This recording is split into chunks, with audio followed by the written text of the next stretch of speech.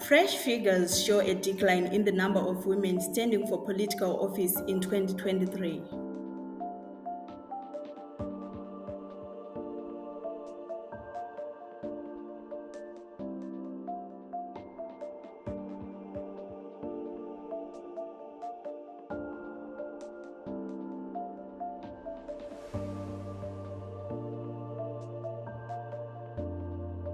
In 2018, there were 237 women out of 1,648 candidates, or 14.4%. Bullying across political parties has been a challenge, bullying of women, but ZANU-PF has solved this problem by opening up the space and further democratizing its internal processes to ensure that no form of bullying disadvantages women.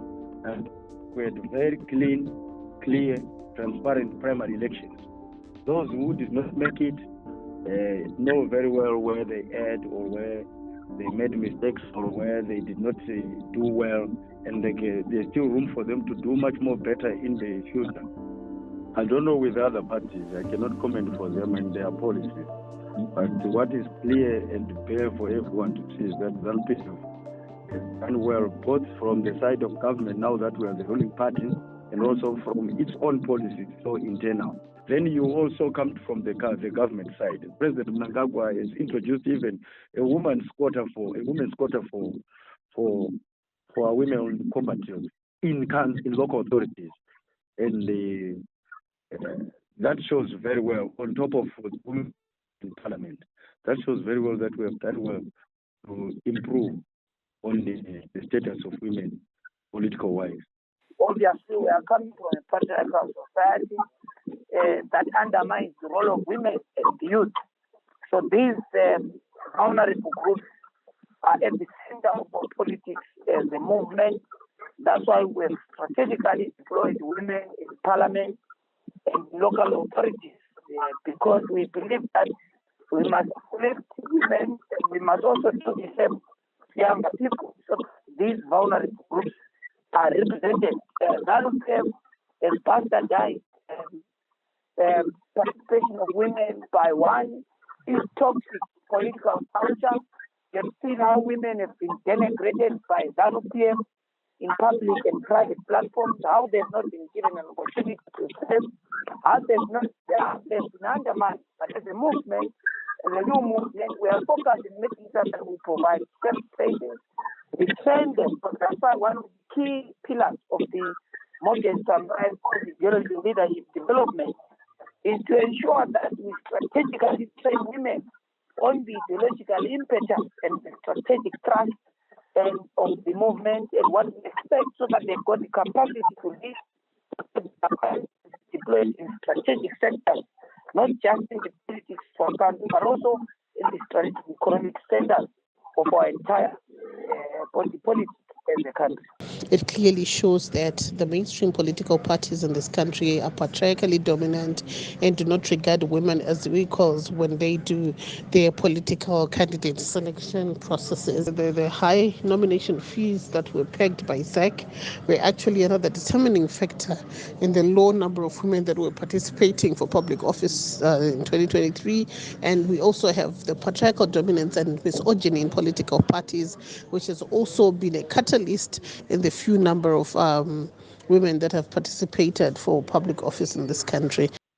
Yes, I think the mandate really falls on the political parties themselves to create an enabling environment for women to participate. So what was quite concerning is that most political parties did not have female candidates that were able to submit nominations or to be selected in the nomination processes.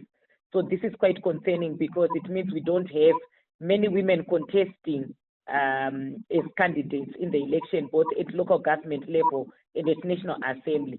It means the majority of the women are seated in the quota seats, the 30% quota for local government, and also the 60 seats that were allocated to women through the Constitution Amendment number 2, which extended the women's quota.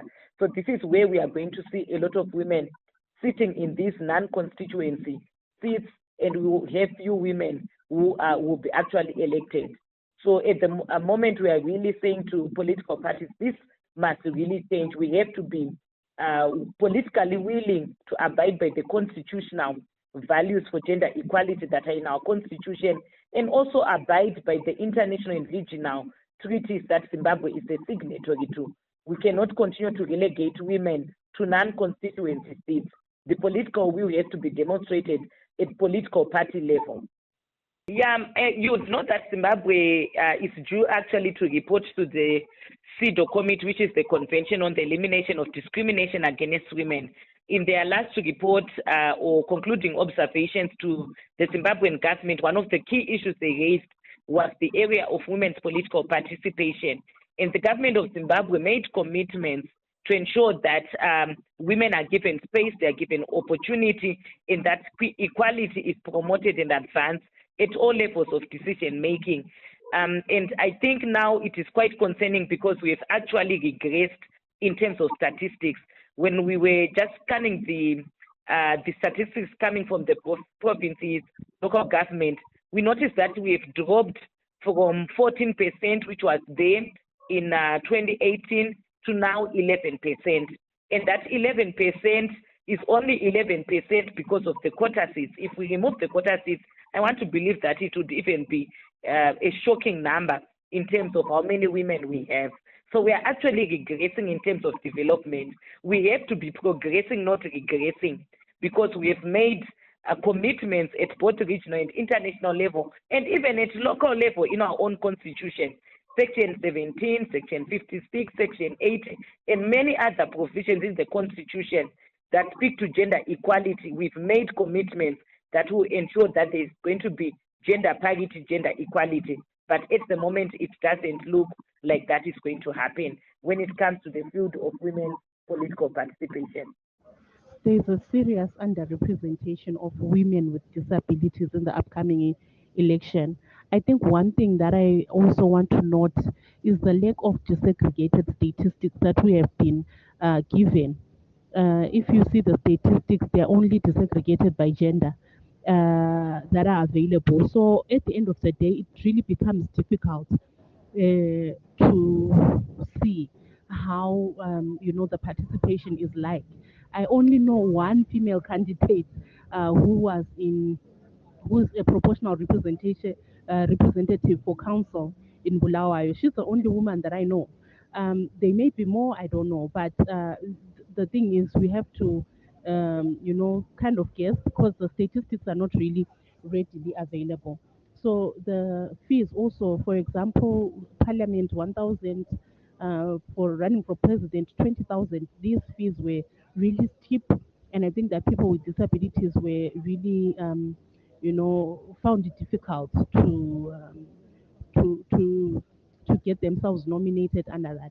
But also, I think there's also stereotypes, discrimination of persons with disabilities, because there are some other parties that were paying for their candidates. They really didn't need to go through the fees thing. So at the end of the day, we need to have a robust citizen education so that even the electorate knows that persons with disabilities are also capable leaders as well.